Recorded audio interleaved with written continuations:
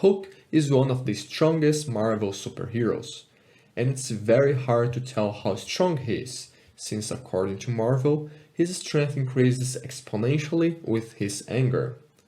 But today, we're taking a look into the 2003 Hulk's movie where he's jumping across the desert, and try to calculate how strong Hulk's legs are.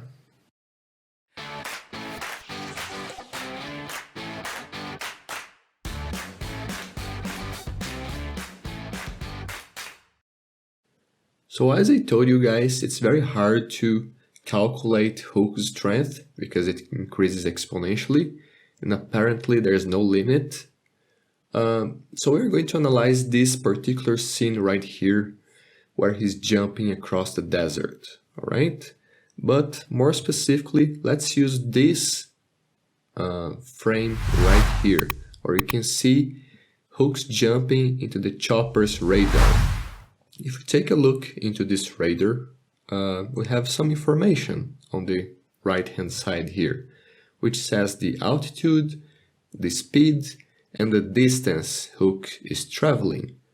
Well, that's a very good information, but we have some problems here. So let's first take a look into the altitude. So it starts at 0, which is fine. It increases and reaches a peak at 1,673 feet, and then it starts to decrease. If you think about a projectile, it makes sense, right? So it starts at 0, it starts to increase, reach a peak, and then starts to go down. But when we take a look into the speed here, we have something that's a little bit weird.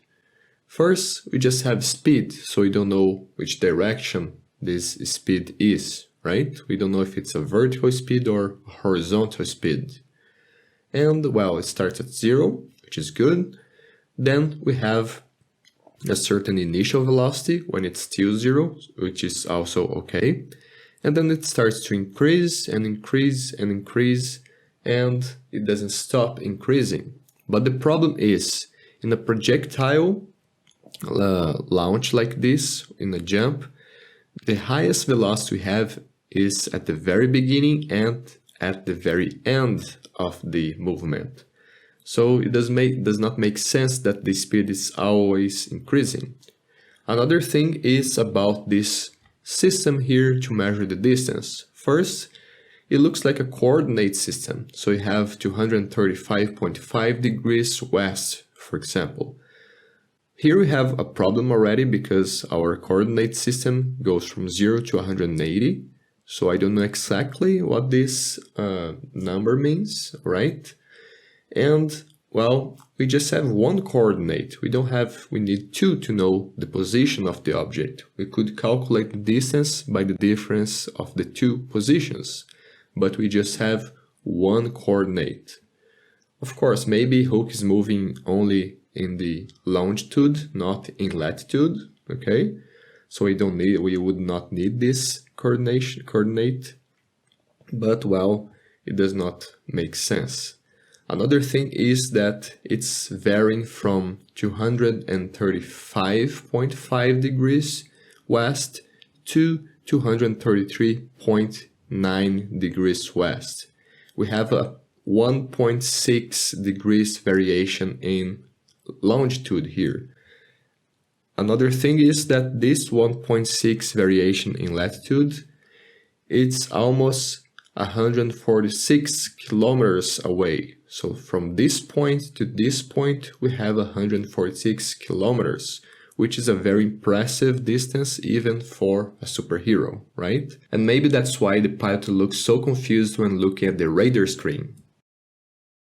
Okay, we know it's just a movie, alright? So let's go on and try to calculate Hulk's leg strength just based on some of the information we have here.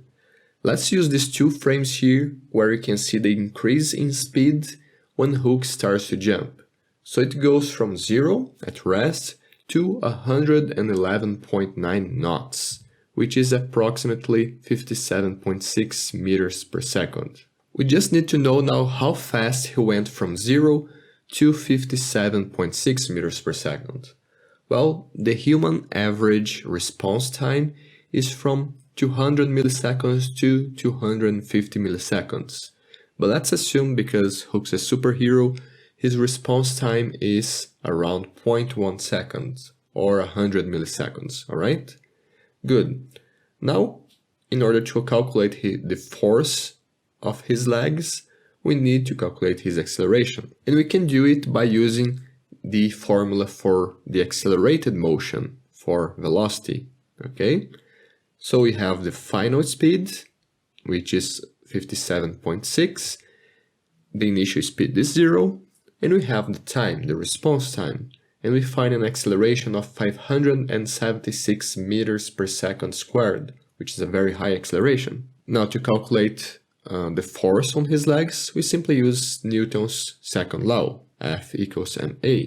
Let's consider because, well, Hulk is a very tall and strong superhero, that his mass is around 500 kilograms, so we get a force of 288 kilonewtons. Just for you to have an idea, that's the force of a jet engine at full thrust. So in order to make this jump, it's like Hook had a turbo engine on his legs at full thrust for 100 milliseconds, which is very impressive, but he's a superhero, right? Physics can be easy. Subscribe to our channel and learn with the geeks.